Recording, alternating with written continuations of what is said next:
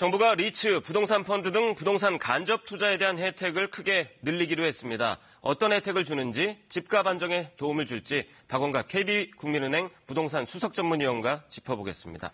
어서 오십시오. 네, 안녕하십니까. 네, 이 부동산 간접 투자 상품인 리츠나 부동산 펀드 이게 좀 어렵거든요. 네. 뭔지부터 좀 설명을 좀 부탁드립니다.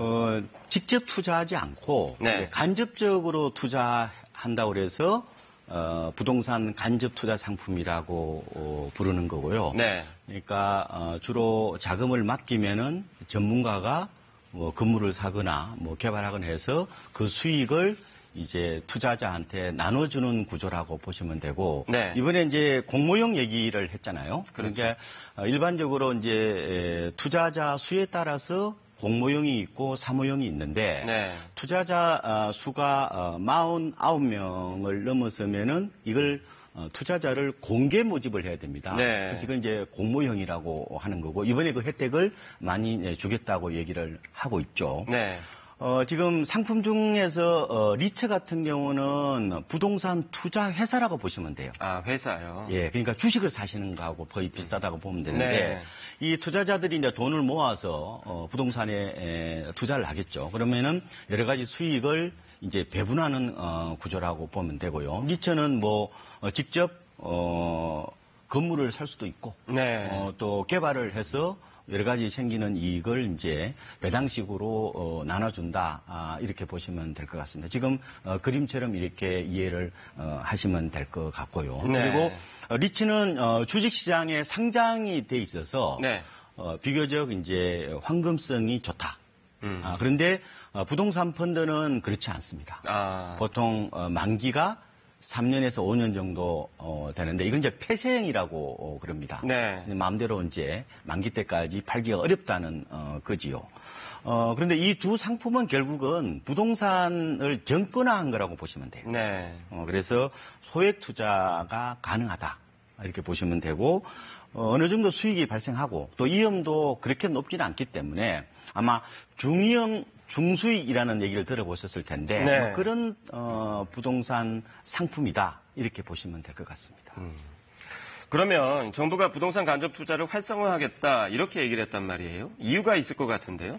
한 두 가지 정도라고 보는데요. 네. 일단은 지금 금리가 자꾸 낮아지잖아요. 앞으로 더 낮아지겠다는 그런 기대감이 커지고 있는데, 그렇죠. 이 부동자금들이 자꾸 주택시장으로 유입이 되어서 네. 이게 서민들의 어떤 주거난을 더 심화시키는 부작용들이 자꾸 발생을 하니까, 네. 이 물꼬를 좀 트겠다, 이런 생각을 갖고 있고요. 그렇죠. 물기를 좀 돌리겠다는 그렇습니다. 얘기군요. 네. 그리고 누구에게나 이제 이게 개방되어 있는 부동산 간접 투자 상품에 여러 가지 혜택을 주는 거죠. 네. 그래서 그 수익이 이제 국민에게 이제 되돌아가게 하겠다. 네.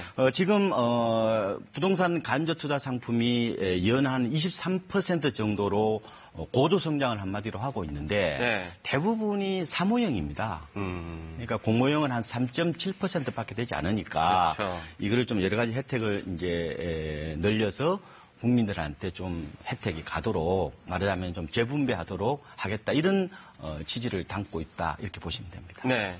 지금 혜택 말씀하셨으니까 어떤 혜택이 주어지는지가 또 궁금해지는데요. 일단은 공모형 투자 같은 경우에는 공공자산을 우선적으로 이제 몰아주는 겁니다. 가령 뭐 지하철이라든지 철도를 이제 개발하게 되면은 역사를 짓잖아요. 그렇죠. 그리고 이제 복합 환승센터 같은 걸 이제 보통 짓는데, 네. 그러면은 이제 우선적으로 이제 좀 가점을 주는 거예요. 네. 그래서 좀 더 우대할 수 있는 측면, 그리고 네. 뭐 첨단 산업단지라든지 물류센터 같은 경우도 좀 우대를 하겠다, 이런 네. 얘기를 하고 있고요. 가장 이제 관심이 가는 거는 세금이죠. 일반적으로 그렇죠. 이제 배당이나 이자 같은 경우는 14% 과세를 하지 않습니까? 네. 근데 이 상품 같은 경우는 일단은 9%로 이제 낮아지고, 그것도 뭐 이런 급여라든지 임대소득하고 합산을 안 하고 분리과세를 한다는 거예요. 네. 9% 분리과세는 굉장히 매력적인 거로 보이고, 그렇죠. 또 공모 리츠나 이제 펀드들이 부동산을 살 때 취득세도 좀 깎아주겠다, 네. 이런 얘기를 하고 있습니다. 조금 전에 설명해 주시면서 이게 그 집 집으로 몰리는 그 부동자금의 흐름을 좀 물기를 돌려놓기 위한 측면도 있다 이렇게 설명해 주셨잖아요. 자금이 정부 예상대로 부동산 간접 투자로 흘러든다면 집값 안정에 실제로 도움이 될까요? 어느 정도 좀 되는 효과는 있다. 네. 정부는 지금 부동산 간접 투자의 대중화를 이제 꾀한다고 보시면 되고 네. 너무 주택 중심으로 투자가 돼 있으니까 네. 이거 좀 패러다임을 좀 바꿔보자 그런 생각을 이제 갖고 있는데 네. 근데 최저 혜택 한도가 5천만 원 정도잖아요. 네. 근데 지금 서울 지역의 아파트가 KB 시세로 보면은 중위 가격이 네. 8억 6천 정도 됩니다. 네. 이 아파트를 팔아다가 펀드에 넣지는 않겠죠. 그렇죠. 그래서 약간은 효과는 있지만 뭐 완전히 큰 기대하기는 조금은 어렵겠다 이런 생각이 들고요. 다만 네. 수익형 부동산이라고 그래서 오피스텔이나 상가 같은 상품과는 좀 약간 비교가 되겠죠. 네. 그래서 약간 대체하는 효과는 있을 것으로 예상이 됩니다. 네. 지금 오피스 리츠라고 그러는데 이제 네. 주로 사무실을 가지고 리츠를 만드는 거죠. 네. 그 임대 수익률이 지난해에 한 6% 정도가 돼요. 네. 근데 서울에 지금 오피스텔 임대 수익률이 지금 4.5%거든요. 아, 훨씬 높군요. 오피스 네, 리츠가. 그렇죠. 그러면은 네. 이제 주로 은퇴자 같은 분들은 이런 데 투자를 해서 안정적인 수익을 발할 수가 있고요. 네. 또 돈을 모아야 되는 사회 초년생들도 그렇죠. 좀 관심을 갖지 않을까 예상을 해보고 네. 있습니다.